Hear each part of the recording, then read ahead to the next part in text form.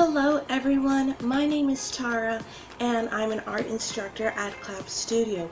Thank you so much for purchasing our kit.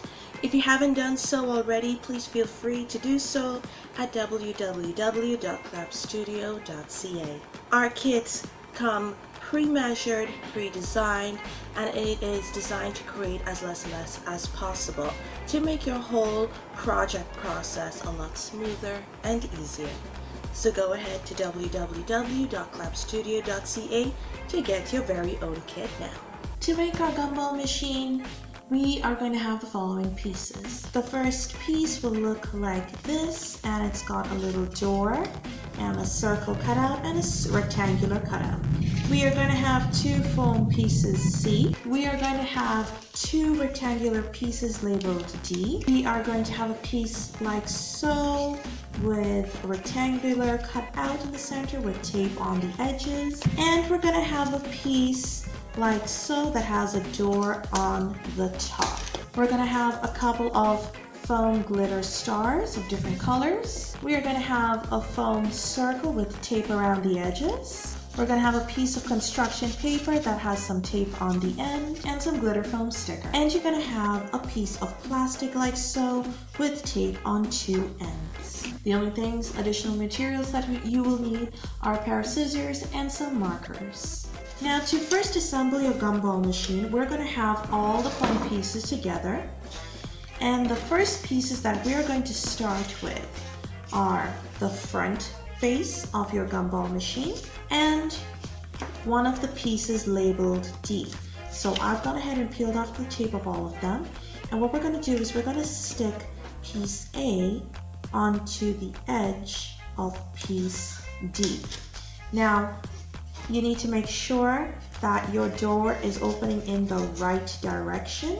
We don't want our door opening inwards, we want it opening outwards. We're going to go ahead and take our plastic sheet on the inside of the gumball machine over here. We're going to stick our plastic to it. This is going to be the screen, like your glass screen, and it's going to make sure anything that you put in does not fall out. Let's go ahead and take this piece with the rectangular cutout and stick it just below the window, like so. Now we're going to go ahead and stick our back part, the one with the door. Make sure the door is on the top and the door opens outwards. Now what I like to do is keep the door open and then stick it onto my base, which is D. Just like that. Now you can go ahead and close the door. The next piece that we're going to do is take our other piece labeled D and we're going to stick it to the top. This is the lid of our gumball machine. The only things left are our pieces labeled C, which are the sides of our gumball machine, and you're just going to stick it to the sides, just like that. So we've already got our frame for our gumball machine. The next is our gumball machine knob. For that, we're going to use the circle and we're going to use the construction sheet. Now, I have gone ahead and cut out a square in the middle.